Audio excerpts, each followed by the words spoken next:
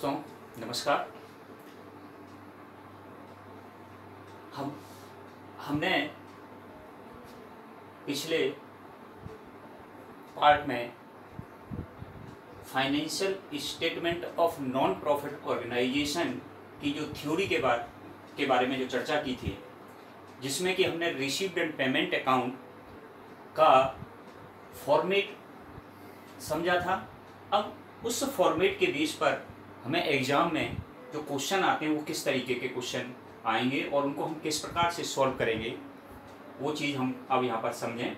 एक क्वेश्चन मैंने आपको दिया हुआ है जिसमें हमें received and payment account prepare करना है, जिसका बैलेंस 1 जनवरी 2019 को 6000 दिया हुआ है। मेंबरशिप फ़ी जिसमें सदस्यता शुल्क उस क्लब की दी हुई है, इसमें 9000 मेंबर हैं। एक मेंबर 5 रुपये फीस के रूप में दे रहा है और 500 सदस्यों ने इस वर्ष का शुल्क नहीं दिया। 100 सदस्यों ने हमें एडवांस के रूप में नेक्स्ट ईयर का एडवांस में दे दिया। इसी तरीके से सैलरी आपको दी हुई है ₹1000 पर month, but salary for December 2019 is yet to be paid. यानी 1000 रुपये पर मंथ सैलरी दी हुई है, लेकिन दिसंबर मंथ की सैलरी नहीं मिली। रेंट जो है अगले साल मार्च 2020 तक का 1200 रुपये 1200 पर मंथ का पेमेंट कर दिया गया है। फर्नीचर 8000 का पेमेंट आपने एडवांस में किया है, लेकिन इस करंट ईयर में केवल 2000 रुपये का फर्नीचर रिसीव हुआ। जनरल एक्सपेंसेस 3000 रुपीज़ हैं, जिनमें से 500 रुपीज़ देना शेष हैं। इन्वेस्टमेंट किए हैं 5% government debentures have been purchased worth ₹6000। Office expenses paid ₹250 and 100 are unpaid. यानी 250 रुपये दिए गए हैं तथा 100 रुपये देना शेष हैं। अब इस क्वेश्चन को यानी कि रिसीव्ड एंड पेमेंट अकाउंट बनाने से पहले मैं कुछ महत्वपूर्ण बातें आपको बताना चाहूँगा। देखिए, इसमें दो चीज़ें, दो नेचर के, या तो इनकम और एक्सपेंडिचर हमें मिल रहे हैं। इनकम जो हैं वो किसी भी ईयर से रिलेटेड हों। यदि इस करंट ईयर में उनका इनकम हमें मिली हैं, वो किसी भी ईयर से रिलेटेड हों, इस करंट ईयर में हम उसको रिसीव्ड एंड पेमेंट अकाउंट में लिखेंगे। इसी तरीके से पेमेंट जो हैं उनका भी पेमेंट, वो चाहे आगे नेक्स्ट ईयर से आगे आने वाले कई सालों का भी पेमेंट हो, चाहे नेक्स्ट 2 ईयर का पेमेंट हो, लेकिन यदि इस साल हमने पेमेंट किया है, हम उसकी एंट्री, पूरे अमाउंट की एंट्री हम यहाँ पर लिखेंगे। इसका मतलब ये है कि यहाँ पर हम एडजस्टमेंट नहीं करते। यानी कि रिसीव्ड एंड पेमेंट अकाउंट में केवल जो एक्चुअल रिसीव्ड या पेमेंट हुआ है अमाउंट, उसकी हम एंट्री करेंगे, ना तो आउटस्टैंडिंग, ना प्रीपेड, एक्रूड, अनएक्रूड, किसी भी कंडीशन में कोई एडजस्टमेंट यहाँ पर नहीं होता। केवल हम जो हैं एडजस्टमेंट को छोड़कर एक्चुअल अमाउंट की एंट्री इन क्वेश्चंस में, यानी किसमें, रिसीव्ड एंड पेमेंट अकाउंट में की जाएगी। अब आप ये देखिए, इस क्वेश्चन को हम किस प्रकार से सॉल्व करते हैं, यानी इसका रिसीव्ड एंड पेमेंट अकाउंट हम किस प्रकार बनाते हैं। इसका फॉर्मेट हम पहले बना चुके हैं।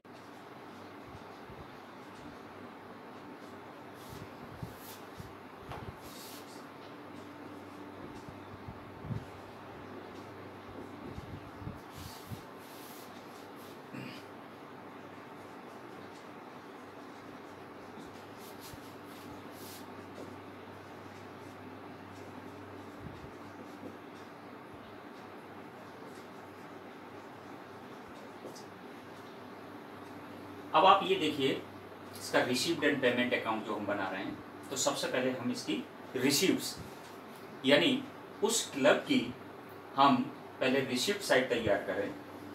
रिसिप्ट साइट में सबसे पहले कैश या बैंक का जो बैलेंस होता है वो बैलेंस ओपनिंग बैलेंस लिखा जाएगा, टू बैलेंस बीडी। इसकी जो अमाउंट दी हुई है क्वेश्चन में आपने 6000 रुपीज दी हुई है। इसके बाद जो क्वेश्चन में आपको दिया हुआ है मेंबरशिप फीस, आपको मेंबरशिप फीस जो मिली है वो कितनी, तो वो इनकम हुई आपकी। आप इसमें मेंबरशिप फीस लिखेंगे,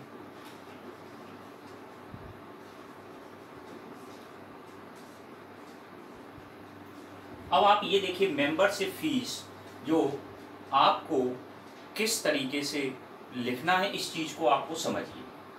मेंबर थे हमारे यहाँ इस क्लब में 9,000 मेंबर थे। 5 रुपीज ईच मेंबर से हमें मेंबरशिप फीस मिली, लेकिन 500 सदस्यों ने इस वर्ष का जो है मेंबरशिप फीस पेड नहीं किया। इसका मतलब करेंट ईयर यानी 2019 में जो मेंबरशिप फीस आपको मिली है वो 8,500 मेंबर्स ने दी। कितने मेंबर्स ने दी? 8,500। और ईच मेंबर से आपको 5 रुपीज मिले, यानी आपको टोटल अमाउंट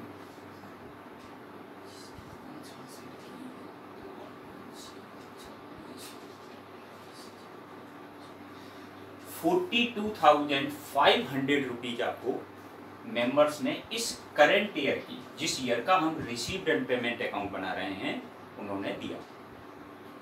लेकिन 100 मेंबर्स ऐसे हैं जिन्होंने एडवांस यानी 2020 का भी एडवांस उन्होंने दे दिया। तो आपको ये एडवांस के रूप में जो अमाउंट मिला वो 500 रुपीज मिला। इस तरीके से 43,000 रुपीज जो है आपको टोटल मेंबरशिप फीस के रूप में मिला। अब आप इसके बाद देखिए, अब हम जाते हैं पेमेंट साइड में। पेमेंट में सबसे पहला ट्रांजैक्शन जो क्वेश्चन में मैंने दिया था उसमें सैलरी के रूप में दिया हुआ था और 1,000 रुपये पर मंथ सैलरी थी। लेकिन उस क्वेश्चन में जो दिया है उसमें दिसंबर मंथ की सैलरी नहीं दी गई। इसका मतलब हमें सैलरी ओनली 11 मंथ की मिली। देखिए मैं आपको समझाया मैंने इसमें कि आपको केवल एक्चुअल पेमेंट या एक्चुअल रिसीव जो उस करंट ईयर में रिसीव हो रहा है, वो चाहे किसी भी ईयर से रिलेटेड हो, उसकी एंट्री हमें करनी है। यानी यहां हम सब लेंगे बाय सैलरी, लेकिन कितने मंथ की? 11 मंथ की। तो ये आपका 11,000 रुपीज हो गया। इसके बाद नेक्स्ट ट्रांजैक्शन है आपका रेंट। इसमें भी आप देखिए बाय रेंट। ये जो रेंट है वो क्वेश्चन में ये कह रहा है मार्च 2020 तक का दे दिया गया, यानी इस करंट ईयर का तो आपने 1200 पर मंथ के हिसाब से पूरा दिया है, यानी नेक्स्ट ईयर यानी जनवरी, फरवरी, मार्च, अगले 3 महीने का भी एडवांस आपको मिल गया। तो इस करंट ईयर का 2019 का जो रेंट है वो कितना? 14,400।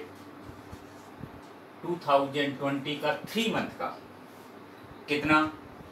3,600।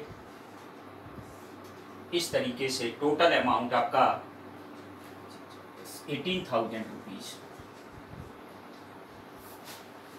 आपको रेंट के रूप में अमाउंट रिसीव हुआ है।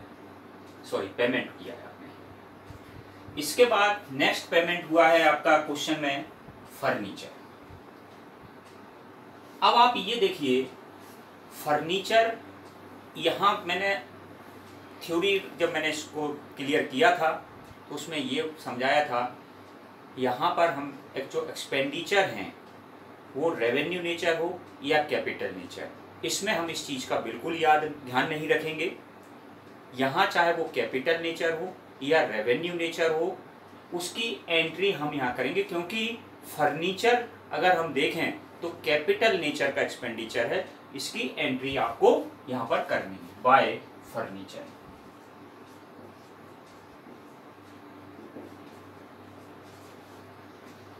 फर्नीचर जो है आपने देख इस क्वेश्चन में जो दिया था वो ये कह रहा है दिसंबर 2019 तक 8000 एडवांस में दिए, लेकिन इस करंट ईयर में आपको केवल 2000 का फर्नीचर रिसीव हुआ। अब आप ये देखिए एक्चुअल पेमेंट हमारे यहाँ से कितना गया, उस ट्रांजैक्शन की हम एंट्री करेंगे जो एक्चुअल पेमेंट गया। फर्नीचर करंट ईयर में केवल 2000 का आया, हमें उससे कोई ऐसी लेना देना नहीं है। एक्चुअल पेमेंट हमारे यहाँ से हुआ है 8000 का, तो हम यहाँ पर 8000 का ही फर्नीचर पेमेंट में दिखाएंगे। फर्नीचर के बाद में नेक्स्ट ट्रांजैक्शन जो दिया है वो जनरल एक्सपेंसेस का है। अब आप ये देखिए जनरल एक्सपेंसेस जो आपको दिए हुए हैं 3000 हैं, जिनमें से 500 रुपये देना शेष है, 500 रुपीज देना शेष है। इसका मतलब हमारे यहाँ से जनरल एक्सपेंसेस का पेमेंट केवल 2500 यानी 2500 रुपये का पेमेंट हुआ है। तो एक्चुअल पेमेंट जो पैसा हमारे यहाँ से गया वो केवल 2500 है। तो बाय जनरल एक्सपेंसेस में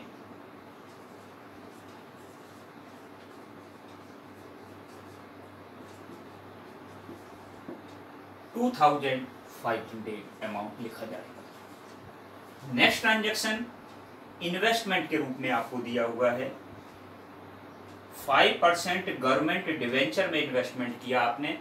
इसका मतलब पैसा हमारे यहाँ से 6000 का इन्वेस्टमेंट किया है, इसी करंट ईयर का पूरा का फुल अमाउंट जाएगा। पूरा का पूरा अमाउंट हम लिखेंगे बाय इन्वेस्टमेंट।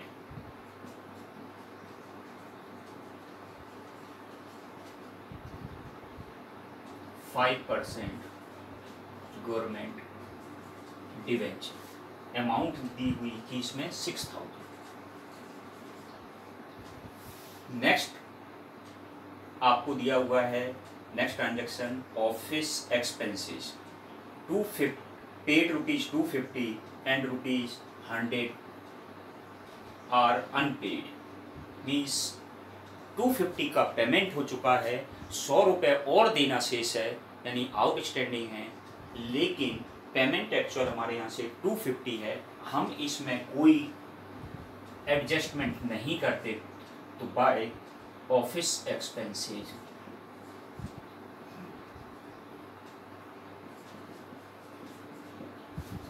ये आपका 250। अब आप ये देखिए ये पूरा रिसीव जो भी पैसा हमें रिसीव हुआ, हमने पूरा रिसीव साइड में उस पर ट्रांजेक्शन किए, पेमेंट साइड में पूरे ट्रांजेक्शन हम लोगों ने किए। अब हम इनका बैलेंस निकालेंगे, यानी रिसीव्ड एंड पेमेंट में जो बैलेंस आएगा वो कैश बैलेंस आखिरी में बचेगा। इस बैलेंस को अब हम बैलेंस लगाएं, टोटल लगाएं, और टोटल जो है 49,000 है। इसमें 49,000 टोटल बैलेंस जाएगा, और बैलेंस के रूप में हमारे पास जो पैसा बचेगा बाय बैलेंस CD 3,250 बैलेंस के रूप में। इस तरीके से ये रिसीव्ड एंड पेमेंट अकाउंट हमारा कंप्लीट हो गया। देखिए मैं आपको फिर एक बार इस चीज़ को रिपीट कर रहा हूँ, इसमें हमने कोई एडजस्टमेंट नहीं किए। यहाँ पर एक्सपेंडिचर या इनकम के रूप में, जो चाहे वो कैपिटल नेचर हो चाहे रेवेन्यू नेचर, उस चीज का भी हमने ध्यान नहीं दिया। एक्चुअल पेमेंट और एक्चुअल रिसीव, जो भी एक्चुअल पेमेंट हुआ उसकी हमने पूरी एंट्री की, और इसके बाद एक्चुअल रिसीव जो हुआ उसकी हमने एंट्री की, एक्चुअल पेमेंट जो हुआ उसकी एंट्री की। अब इसके बाद नेक्स्ट जो क्वेश्चन है जो है उसको जो है अब हम इनकम एंड एक्सपेंडिचर का जो अकाउंट है, अब देखिए आप रिसीव्ड एंड पेमेंट अकाउंट से हम इनकम एंड एक्सपेंडिचर अकाउंट कैसे प्रिपेयर करेंगे वो चीज अब हम समझते हैं। नेक्स्ट क्वेश्चन जो इनकम एंड एक्सपेंडिचर अकाउंट का है, रिसीव्ड एंड पेमेंट अकाउंट हमें दिया हुआ है जिससे हमें इनकम एक्सपेंडिचर अकाउंट प्रिपेयर करना है। अब आप ये देखिए इस क्वेश्चन में रिसीव्ड एंड पेमेंट अकाउंट के साथ कुछ एडजस्टमेंट भी दिए हुए होंगे। उन एडजस्टमेंट को हमें इनकम एंड एक्सपेंडिचर अकाउंट में एडजस्ट करते हुए चलना है। इनकम एंड एक्सपेंडिचर अकाउंट लगभग हमारा उसी जो 11th क्लास में हमने profit and loss account prepare किया था, बिल्कुल उसी तरीके से इसको प्रिपेयर हमें करना है।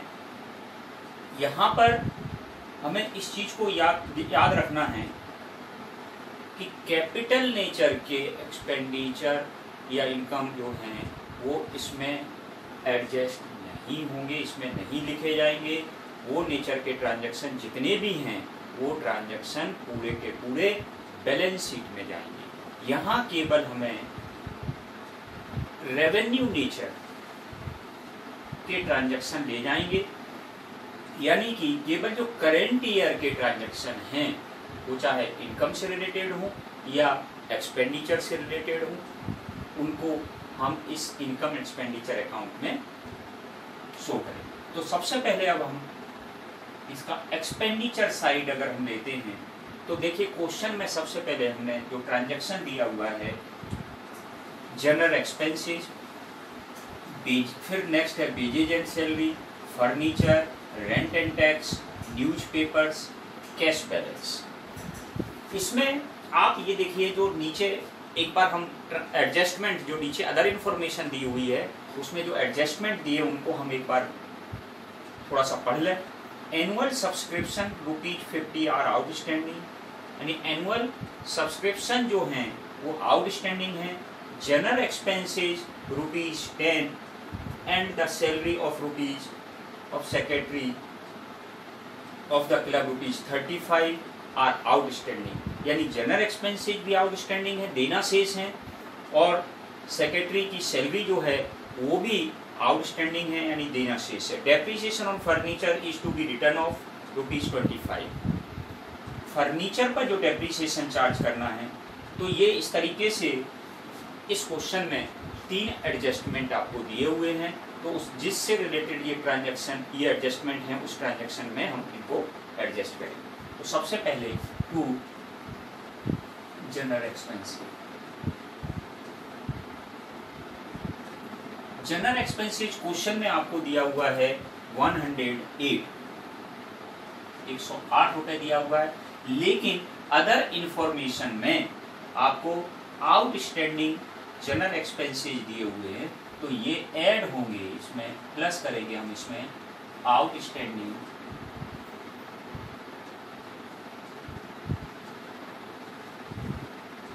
General expenses. ये आपको दिया हुआ है आउटस्टैंडिंग जनरल एक्सपेंसेस ओनली ₹10, ये ₹10 दिए हुए थे। इस तरीके से ये प्लस हुआ तो ये ₹118, यानी कि करंट ईयर का टोटल एक्सपेंडिचर ये हुआ। नेक्स्ट दिया हुआ है सैलरी एंड वेजेस, टू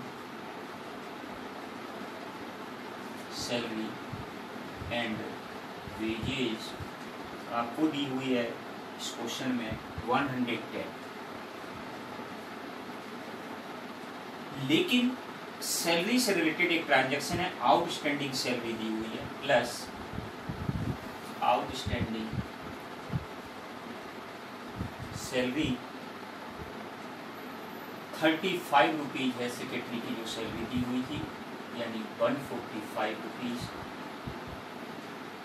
आपका आ गया। नेक्स्ट ट्रांजैक्शन है, उसमें फर्नीचर दिया हुआ है, लेकिन मैंने आपको समझाया फर्नीचर कैपिटल नेचर का है, इसलिए इस इनकम एक्सपेंडिचर अकाउंट में नहीं आएगा। नेक्स्ट दिया हुआ है rent and tax, to rent and tax.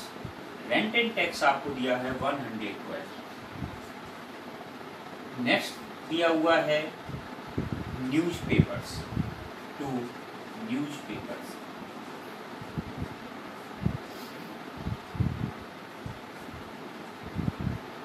Newspaper आप इसकी अमाउंट दी हुई है आपको 25। अब आप ये देखिए, ये पूरे जो पेमेंट रिसीव्ड पेमेंट अकाउंट के पेमेंट साइड में जो ट्रांजैक्शन दिए हुए थे, एक्सपेंडिचर उनका जो पेमेंट किया था वो हमने इसमें लिख लिया, लेकिन अभी कुछ एडजस्टमेंट में कुछ एक्सपेंडिचर और दिए हुए हैं, यानी खर्चे कुछ और दिए हुए हैं। केवल इसमें एक, इस क्वेश्चन में केवल एक एक्सपेंडिचर साइड में एक ट्रांजैक्शन जाएगा, वो है डेप्रिसिएशन, टू डेप्रिसिएशन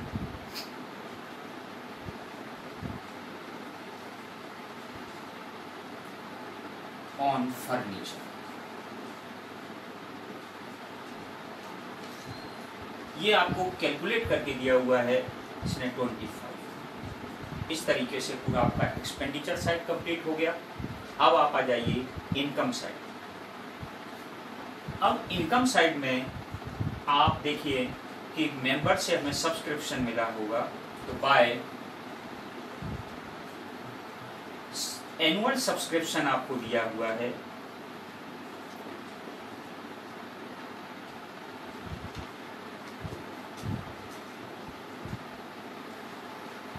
ये अमाउंट दी हुई है 326,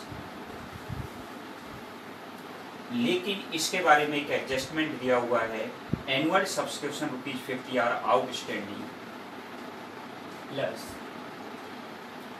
इसमें आउटस्टैंडिंग या एक्रूड प्लस होंगे और प्रीपेड या अनएक्रूड माइनस होंगे। तो यहाँ आउटस्टैंडिंग सब्सक्रिप्शन प्लस करिए 50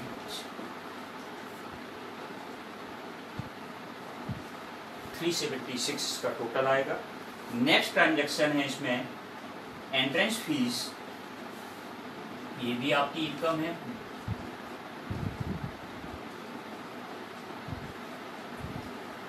एंट्रेंस फीस अमाउंट दिया हुआ है इसमें 248। नेक्स्ट ट्रांजैक्शन है इसमें इंटरेस्ट ऑन इन्वेस्टमेंट,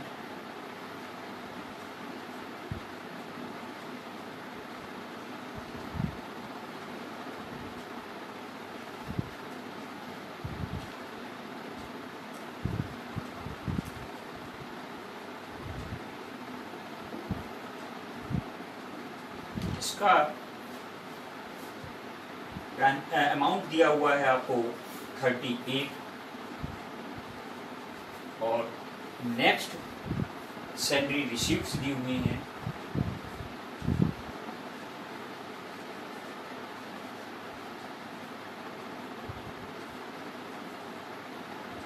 विविध प्राप्तियां दी हुई हैं 16 रुपीज की, 16 रुपए की। अब आप ये देखिए, हमने रेवेन्यू नेचर्स के जितने भी ट्रांजैक्शन इसमें दिए हुए थे वो हमने पूरे के पूरे लिख लिए। केवल कैपिटल नेचर के ट्रांजैक्शंस को हमने छोड़ दिया है, क्योंकि वो बैलेंस शीट में जाएंगे। इनके हम एडजस्टमेंट दिए हुए थे, वो एडजस्टमेंट उससे रिलेटेड ट्रांजैक्शन में उनको एडजस्ट करते हुए चले, जबकि हमने रिसीव्ड एंड पेमेंट अकाउंट में कोई एडजस्टमेंट नहीं किया था। अब आप ये देखिए, ये क्लब के पूरे एक्सपेंडिचर हैं, ये क्लब के इनकम है। यदि इनकम एक्सीड में है कंपैरिजन एक्सपेंडिचर की तो हमारा सरप्लस आएगा, और यदि एक्सपेंडिचर एक्सीड में है कंपैरिजन इनकम के तो डेफिसिट, कमी आएगी। अब हम यहाँ पर देख रहे हैं कि हमारे इनकम ज़्यादा है कंपैरिजन एक्सपेंडिचर। हमने टोटल लगाया तो ये टोटल 678 आया। आप डिफरेंस निकालिए और अपना सरप्लस हम निकालिए। इसको हम दो तरीके से, या तो हम लिखते हैं इसको सरप्लस लिखते हैं क्योंकि सरप्लस कहलाएगा, या फिर exceed of income over expenditure. तो सिंपल वे में बच्चे सरप्लस के रूप में लिख लेते हैं। मैं अभी दोनों शब्द लिखे देता हूं, exceed of income over expenditure. इस तरीके से ये टोटल का जो डिफरेंस आएगा 253, यानी कि ये हमारा यहाँ पर उस क्लब का यानी निष्ठा क्लब का जो है सरप्लस के रूप में अमाउंट आया। अब आपको ये बहुत अच्छे तरीके से शायद समझ में आ गया होगा। देखिए मैं एक चीज़ फिर क्लियर कर रहा हूँ, यहाँ पर हम केवल रेवेन्यू नेचर यानी बीच में ये कहूँ कि केवल करंट ईयर के जितने भी ट्रांजैक्शन हैं उनको ही हम ले गए हैं। इनमें इनकम को लेके गए, एक्सपेंडिचर में एक्सपेंसेस को लेके गए, और कैपिटल नेचर के जितने भी ट्रांजैक्शन हैं वो सभी हम बैलेंस शीट में लेकर जाएंगे। इस तरीके से ये क्वेश्चन पूरा आपका इनकम एंड एक्सपेंडिचर का कंप्लीट हुआ, यानी रिसीव्ड एंड पेमेंट अकाउंट से हमने income and expenditure account prepare किया। अब हम एक क्वेश्चन और करेंगे जिसमें हम इनकम एंड एक्सपेंडिचर अकाउंट तो बनाएंगे, साथ में हम उसकी बैलेंस शीट भी प्रिपेयर करेंगे।